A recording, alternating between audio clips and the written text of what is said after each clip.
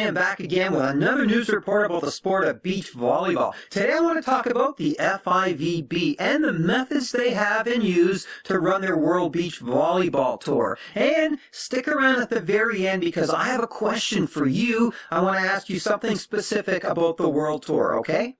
In case you didn't know, the FIVB World Beach Volleyball Tour 2014 just started in China. This past weekend was the first open tournament.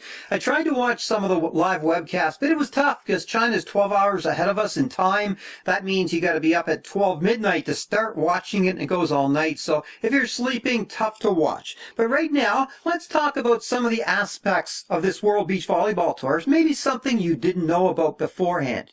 Now, all the stops on the FIVB World Tour are shown via live webcast. So you can watch matches on either court 1 or court number 2 with one camera, and it shows the action from the back of the court. You get to see the players' names and the scores. So you can watch it that way. Now, when it comes down to semifinals and finals, they normally have it like a better version, more cameras and an announcer via FIVB TV or the, let's call it like OLED TV over the internet. Now, the problem with this is they do have restrictions and blackouts in certain areas. Like here in Canada, I can't watch the semifinals or finals because they just don't have the broadcast rights here. So anyway, that part sucks. But you can watch the preliminary rounds via the live webcast in one single camera. The World Beach Volleyball Tour is broken into 3 parts. The 3 parts are the Open tournaments, the Grand Slam tournaments, and of course the final World Championships. Now, you can add the Olympics in there too, but the Olympics are every 4 years, so it's 3 parts for the main World Tour. Now, here's how it breaks down. The main draw has 32 teams in an open tournament, $75,000 in total cash prizes. It's $11,000 goes to the top team, and 500 ranking points goes to the top team. In the Grand Slam tournaments, they take 32 teams in the main draw. The total cash prize is $220,000. The top team gets $33,000. And it's 800 ranking points to the winning team. In the main championship, though, the World Championships, it's 48 teams get into the tournament in the main draw, $500,000, which is $500,000 in total prizes. The top team gets $60,000, and it's 1,000 ranking points to the team that wins the World Championships. Now, you would think the World Championships would take place at the end of the season, but they don't. They're actually taking place near the start of the season, which is kind of strange. If you think about the NFL and the Super Bowl, Stanley Cup playoffs, these are all things that happen at the end of the season, but beach volleyball doesn't do it that way. They have their championships almost at the start of the season to begin the year. You'd think, you'd want teams to be peaking at their best at the end of the season, but just doesn't do that. So they run a few tournaments. You get a few tournaments under your belt, then they have the World Championships, and then there's a whole bunch of tournaments for the rest of the season. So it's kind of odd that they do it that way. Why they do it that way, I don't know, but it's how it's done. World Championships are near the start of each season. One of the FIVB rules is they only allow 4 teams per country to play in a single tournament. And the exception is they allow 6 teams if you're the host country.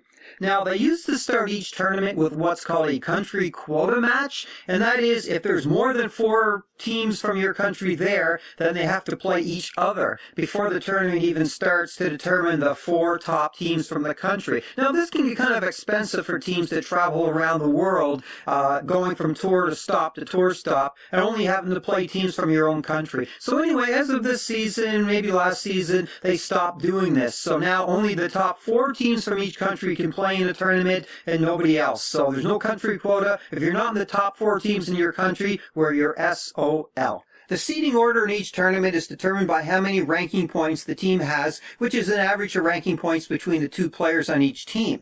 So the higher the ranking points you have, the higher up you start in each tournament. Matter of fact, all the teams with the highest ranking points get an automatic berth into the main draw. The teams that don't have enough ranking points, well, they have to fight it out in the qualification round. In each qualification round, there's always 8 spots available in the main draw. So 8 teams from the qualification will always get into the main draw as long as you finish in the top 8 in the qualification.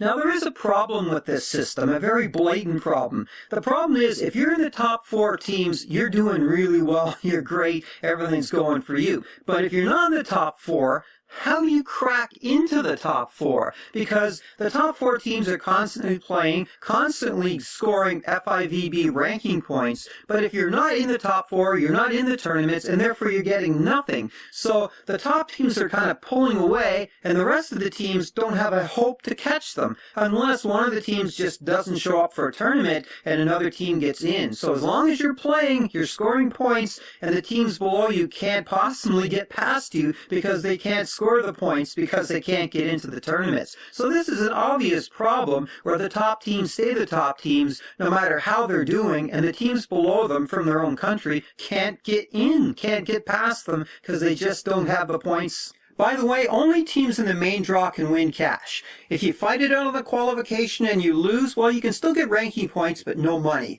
And every team in the main draw will get some amount of cash. Of course, winning teams getting more, but even finishing last in the main draw will win you some amount of money, maybe $1,000 or $2,000.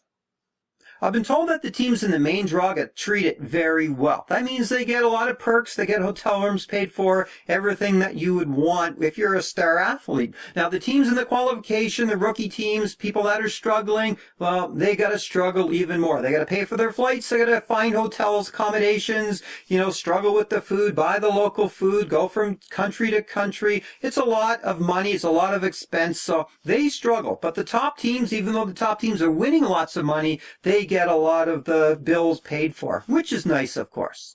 Now, I've heard people comment that some teams only want to play in the Grand Slam events. They don't want to play in the Opens. They skip them, but it doesn't make sense to me. You're a pro beach volleyball player. Doesn't it make sense to play in as many tournaments as possible? Because that's how you make your money. You make your money by winning or at least trying to win tournaments. And the higher up you finish, the more cash you get. So by skipping tournaments, this doesn't make sense because, you're not earning anything. You're just kind of wasting your time. So to me, it makes sense to play in as many tournaments as possible, to score as many points as possible too, not just for the cash. Also, the FIVB have a policy that I'm told about. That is, if you win a big cash prize at the tournament, you don't get 100% of that cash prize.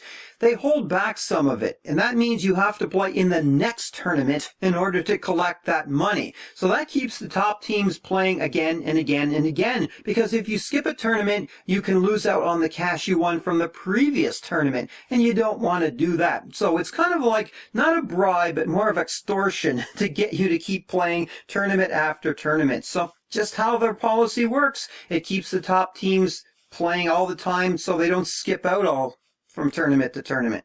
Last summer, the FIVB started giving the number 1 seed in each tournament to the host team, no matter how many ranking points they had. Now, this caused a problem because the host team wasn't always one of the top teams. Matter of fact, it could create a pool that was really lopsided and fairly weak. And other pools, well, like say the top seed is now number 2 and the second seed is number 3. So one side of the pools was kind of really strong, the other side was weak, and it threw out a matchup, and it was weird. It threw people off, I'm sure. So this year I noticed the number 1 seed has been given to the top points teams, and the host team is back to where they should be, and hopefully everything is right, because it doesn't work to give a weaker team the number 1 seed because they're host. It just throws the matchups off all through the tournament and causes weird things to happen. Now, each tournament, the FIVB give out wildcard spots into the main draw. Wildcards are when you don't have enough ranking points to actually be in the main draw, but they give it to you anyway. Now, they do this a lot for the host teams of the host countries. It makes sense because then they get the fans there. But they don't always do that. Some teams get them anyways. But the advantage to this, of course, is you don't have to qualify. You're automatically in the tournament, and you're automatically going to get money. And from what I've told, they only give out 1 wild card per team per season, so you only get that little benefit once. The FIVB used to run their tournaments as a double knockout format. That means you lose 2 matches, you're out. As long as you keep winning, well, you stay in the tournament. You can lose 1, but that's all you can lose. However, there's an inherent problem with this, and that is scheduling. But the double knockout format, it's hard to predict the future when games are going to be scheduled and who you're going to play. And so for fans, it's hard to know when you're going to watch your favorite team. The round-robin format, very predictable. You can put a schedule out there with a time and a court and an opponent, and you know when you're going to watch the live webcast to see your team. And it makes more sense, not just for the round-robin robin, but for playoffs too. So round robin format is much better for watching it than the old double knockout. Okay, before I go, one final question for you, because I do not know the answer to this. And the question is, why is it in professional beach volleyball that players must play with a player from their own country? Why is that? Do you know? I don't. Because look at all sports: soccer, hockey, football, baseball. There's teams, professional teams, made up of players from different countries. It's the best of the best, whoever you can get for your team, right? So why is it the FIVB forced beach players to play with a player from their own country? Why can't a player from Brazil play with a player from the United States and then go make money? Why do they have to be forced to play with someone from their own country? I've never heard the answer to that. I don't know. Even in professional indoor volleyball, professional teams are made up from players from different countries. That's cool. I mean, sure, get into the Olympics. You got to play with someone from your own country. That's how it works. But why is it that pro players can't just go out and be the best they can be and play with the best players they can match up with? Why isn't it like that? I don't know. If you can tell me, I'd be happy to find out, but I don't know. It just seems weird to me that this is how it is, that you're stuck forced with playing with someone from your own country as your partner.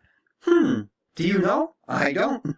Okay, we'll be back again very soon with another news report about the sport of beach volleyball, of course. So don't forget, you can subscribe on Twitter. You can subscribe on the YouTube channel. There's Instagram. We bring you beach volleyball on a lot of different social media. Anyway, thanks for watching. Bye for now.